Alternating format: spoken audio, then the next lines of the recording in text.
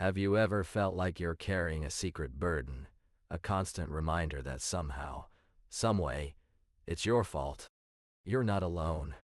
The weight of guilt can be crushing, yet so often, we're left wondering, why do I feel this way?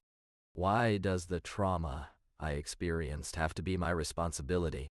You see, guilt has a way of seeping in when we've been hurt the most. It's like a thief in the night, stealing our peace and leaving us with an overwhelming sense of responsibility for what happened. But where does this feeling come from? For some, it's rooted in childhood emotional neglect, a parent or caregiver who was too preoccupied or unresponsive to meet their child's emotional needs. As a result, the child learns to internalize blame and shame as a way to cope with the pain of rejection. For others, it's the toxic relationships we've been in, relationships where we were consistently criticized, belittled, or manipulated. Our minds start to play tricks on us, whispering, "If only I had done this differently. If only I hadn't said that." The guilt becomes a self-inflicted punishment for not being good enough. It's as if our minds are trying to make sense of the chaos by assigning blame, even if it means blaming ourselves. And before we know it, this toxic mix of emotional neglect and toxic relationships can turn into a crippling sense of guilt that follows us long after the trauma has passed. As we explore the signs of unprocessed guilt, let's consider a woman I'll call Sarah. She was abused by her partner for years, but after leaving him, she found herself constantly apologizing to her friends and family for not being strong enough to escape sooner. She'd take on too many responsibilities at work, overcompensating for the perceived weakness. This people-pleasing behavior is a classic sign of unprocessed guilt. Sarah felt like she needed to prove herself to others, rather than focusing on her own healing. Think about it. When we are consumed by guilt, we often try to earn forgiveness from those around us. We might self-sabotage our goals or relationships as a way to punish ourselves further. It's like being trapped in a dark room with no windows. We can't see a way out, and our actions become increasingly desperate. You might recognize these patterns in yourself or someone you care about. Perhaps you're constantly second-guessing your decisions, or feeling like you don't deserve happiness after what happened to you.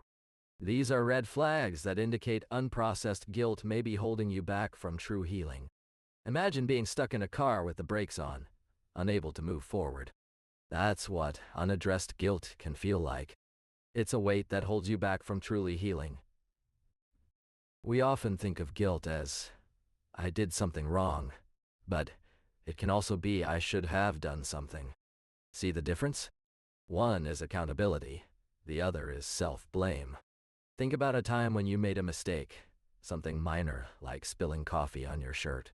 You might feel annoyed or frustrated, but you don't beat yourself up over it. Now imagine being in a traumatic situation and feeling guilty for surviving while others didn't. That's when guilt can become overwhelming and lead to shame. Shame is the feeling of "I'm not good enough" or "I'm unworthy." It's like looking at yourself through a dirty lens, distorting your self-image. And anxiety? Well, that's just the tension building up inside you as you try to avoid situations that might trigger more guilt. This cycle is insidious because it's hard to recognize and break free from.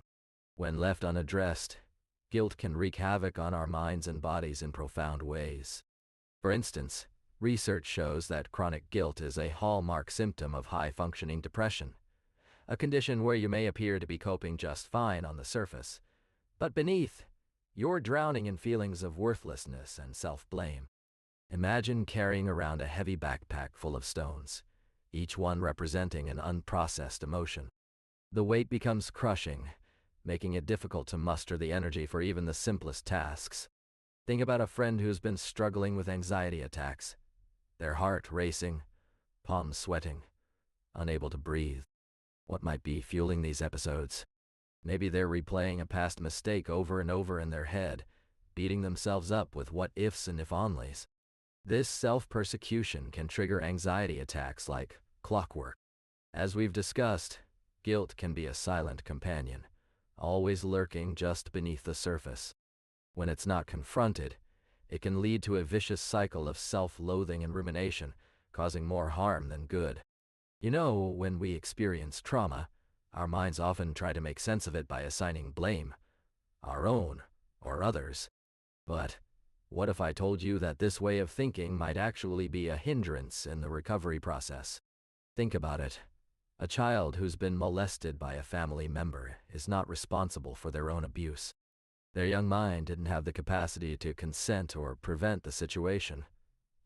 Well, you know, guilt can be a heavy chain that weighs us down, making every step feel like a struggle.